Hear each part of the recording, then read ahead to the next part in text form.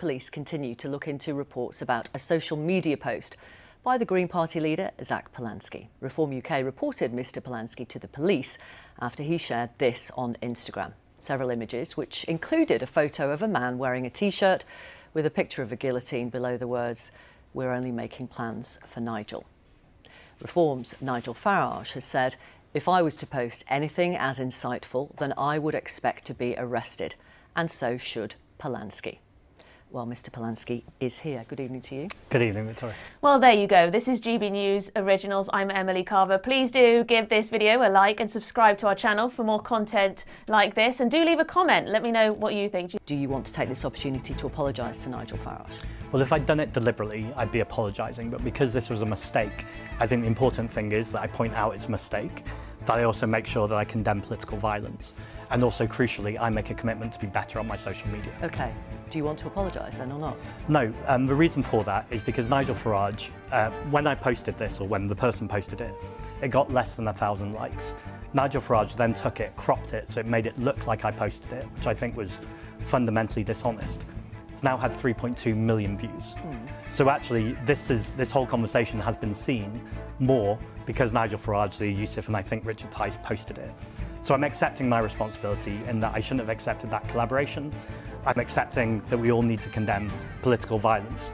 But I also think the reporting to the police, the ramping up of the language to say this is incitement to murder me, feels like that's also... Let's talk about Zach Polanski now, shall we? This has been the big topic of discussion on the internet since a picture was shared of a T-shirt, of a man wearing a T-shirt on Zach Polanski's Instagram, part of a collaboration post, as I understand it, and the T-shirt reads, "We're only making plans for Nigel," with a picture of a guillotine underneath it. Now, your party have called for there to be a police investigation. I believe that is ongoing at this point in time.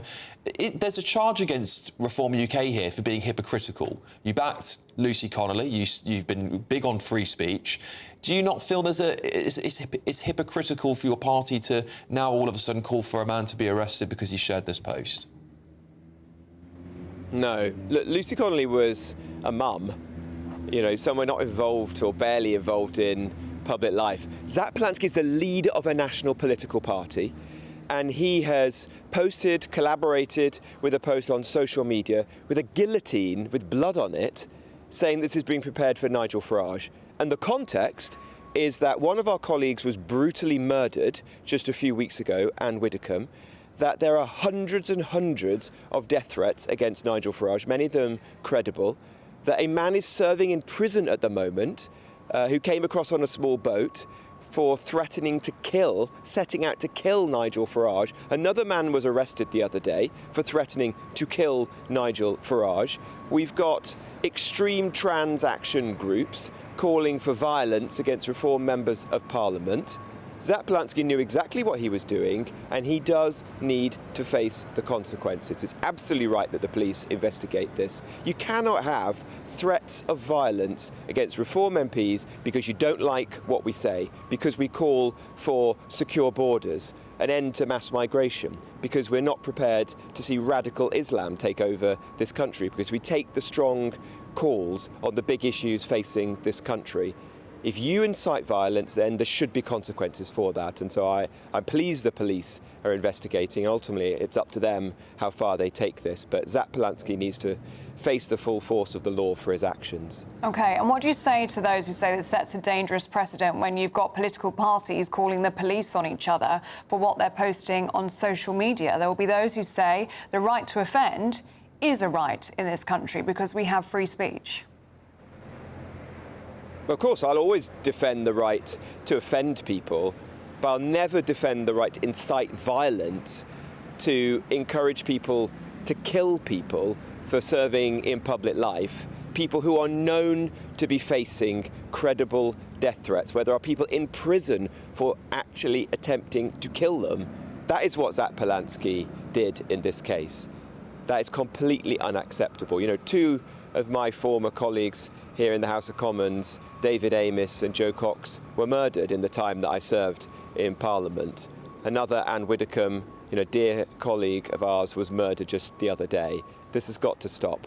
And we cannot have leaders of our political parties behaving in the way that Zach Polanski has done. He knew what he was doing, Of course he's deleted it now, but there should be consequences for his actions.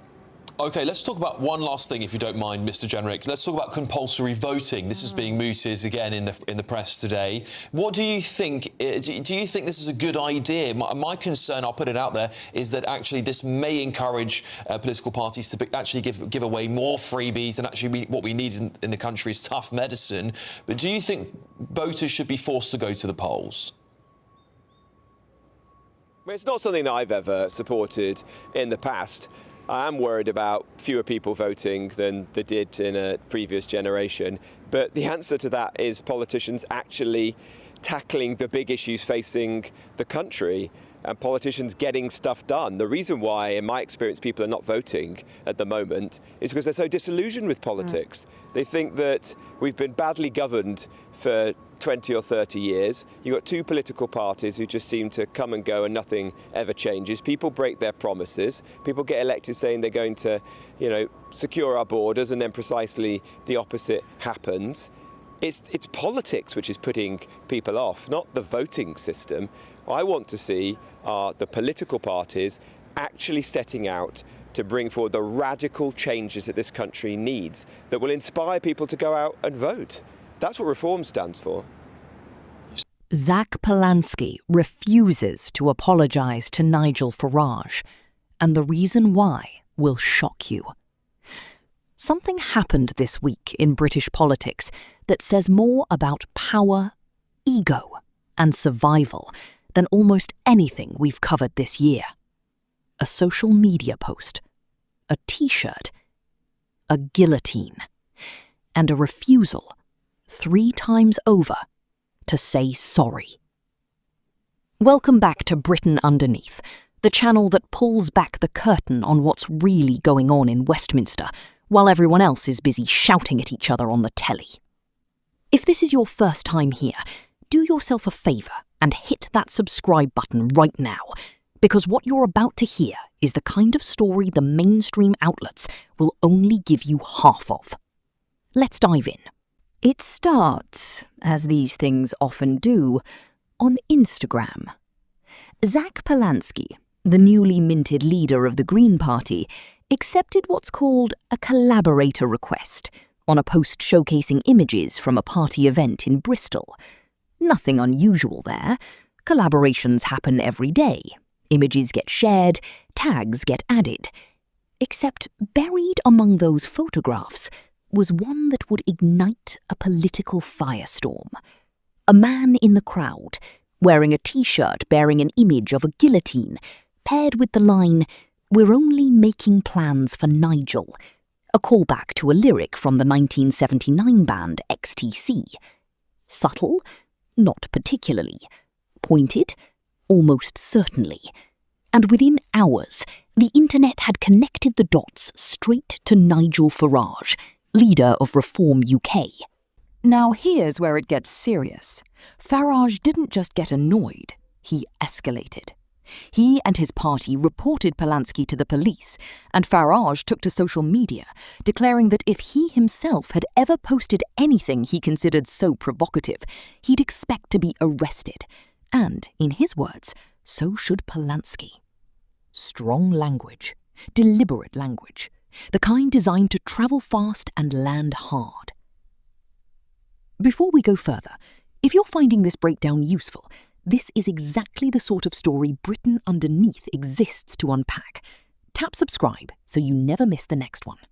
The Green Party moved quickly to calm the waters, insisting Polanski had simply accepted an invitation to collaborate and had not created or curated the offending image himself. The moment it was flagged, they say, it was removed. A fairly standard damage control response. But the real drama was still to come, because Polanski wasn't finished talking. Sitting down with Victoria Derbyshire on Newsnight, in his first interview since the storm broke, Polanski was asked, point blank, not once, not twice, but 3 separate times, would he apologise to Nigel Farage? And 3 separate times, his answer was the same. No. Take a breath here, Because this is the moment worth sitting with. This wasn't a slip of the tongue. This was a considered, repeated, deliberate stance from a party leader under pressure. Polanski didn't deny the post was a mistake. He called it exactly that, a mistake, one he regrets, and he was clear in condemning political violence in any form. But he drew a hard line between admitting an error and issuing a public apology to Farage specifically. His reasoning? He accused Farage of ramping up the entire episode in what he called a fundamentally dishonest way, arguing that an apology would only hand Farage a louder microphone to claim vindication, to tell the world he'd been right all along about incitement. "I think it's important that I draw a line and don't play his game," Polanski said, before adding that keeping people safe and condemning violence still mattered deeply to him. But so did recognizing the moment for what it was, a political attack dressed up as outrage. And then came the sharpest turn of the interview. Polanski pointed the mirror back at Farage himself, referencing past moments where Farage has faced his own accusations of incitement without ever offering an apology. His closing line landed like a dare.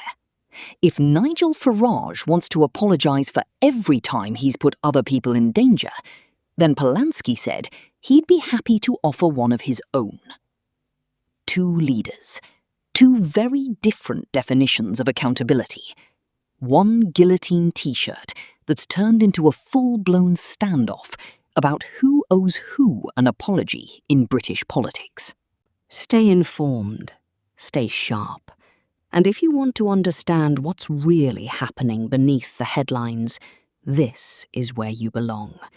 Subscribe to Britain Underneath. Stick around till the very end of every upload, and we'll see you in the next one.